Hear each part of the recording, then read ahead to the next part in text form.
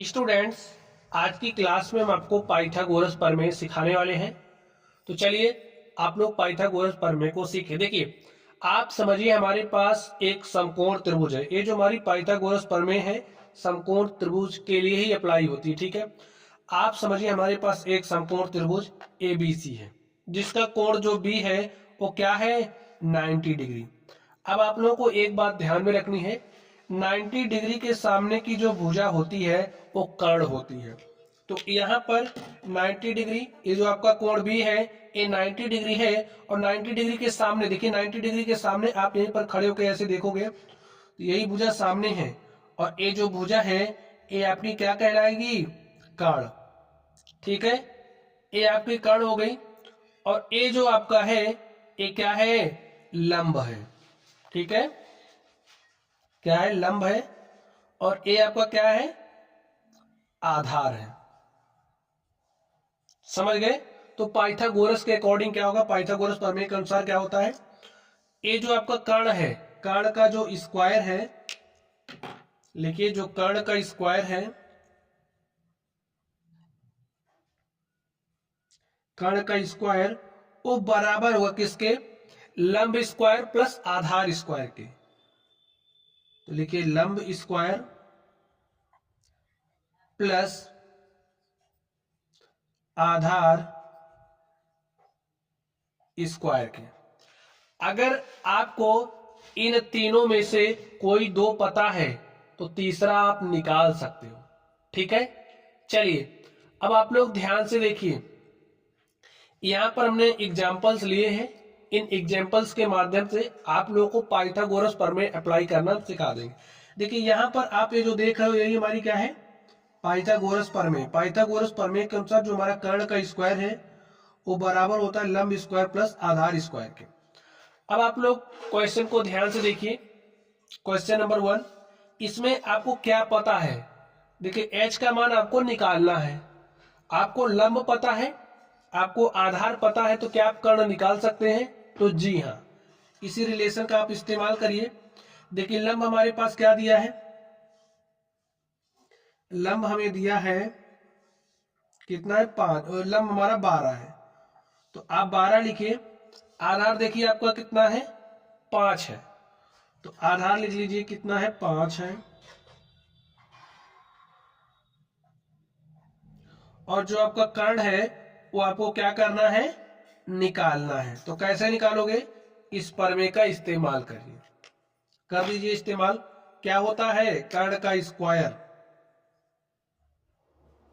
कर्ण का स्क्वायर बराबर होता है लंब स्क्वायर प्लस में आधार स्क्वायर के। तो लंब देखिए आपका कितना है, 12 है। 12 का आप स्क्वायर कर दीजिए। आधार देखिए कितना है, 5 है। 5 का स्क्वायर करिए। 12 बार में कितना होता है, 144। और 5 का स्क्वायर कितना होता है, 25। 144 में आप 25 जोड़ोगे तो आपको 169 मिलेगा। ये जो आपका कर्ण स्क्वायर है ये कितना आ गया है, 169। लेकिन आपको कर्ण चाहिए तो कैसे निकलेगा, ध्यान से देखिए। कर्ण इज इक्वल टू क्या हो जाएगा, आप इसका वर्गमूल लीजिए। कर्ण बराबर क्या हो जाएगा, अंडर रूट 169। और 169 का जो वर्गमूल है वो हमारा क्या होता है, 13।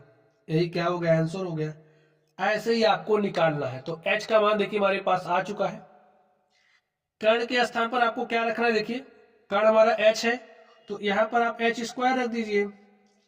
ठीक है, और यहां पर भी आपको H square is equal to आ गया, H square is equal to, और h का मान निकालना था। देखिए आपका h अंडर रूट 169 आया और h बराबर आपको 13 मिल गया।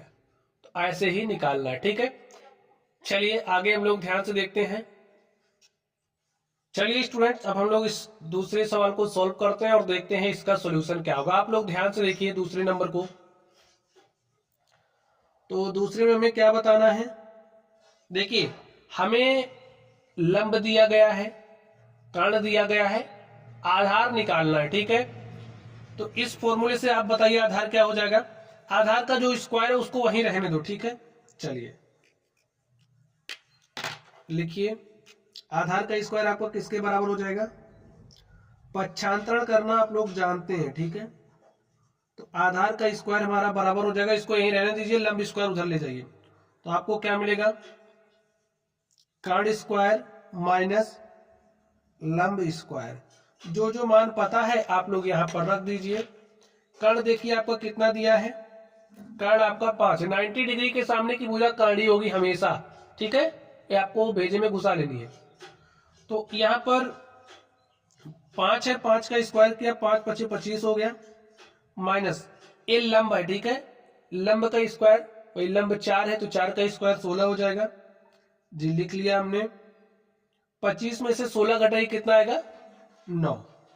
देखिए आपका जो आधार आए, आधार हमारा यहाँ पर है क्या, x है, तो यहाँ पर आप x लिखिए, x का square, x square is equal to आपके पास 9 आ गया है, और x बराबर क्या हो जाएगा, √9, और 9 का वर्गमूल ले लोगे तो आपको 3 मिलेगा। तो यहां से देखिए आपका जो x है, x का मान क्या आ गया, 3। ऐसे ही आप लोग पाइथागोरस प्रमेय को अप्लाई करोगे। तो स्टूडेंट्स, आज की क्लास में हमने आपको सिखाया कि आप लोग पाइथागोरस प्रमेय को अप्लाई कैसे करोगे, और पाइथागोरस प्रमेय हमारी है क्या, तो आप लोग समझ गए होंगे। चलिए आप लोग पढ़ते रहिए, अगर आप लोगों को कोई भी डाउट हो तो कमेंट बॉक्स में कमेंट कीजिएगा। वीडियो पसंद आए तो वीडियो को लाइक करना, चैनल पर नए हो तो चैनल को सब्सक्राइब कर लीजिएगा। तो चलिए स्टूडेंट्स, आप लोग पढ़ते रहिए। Thank you.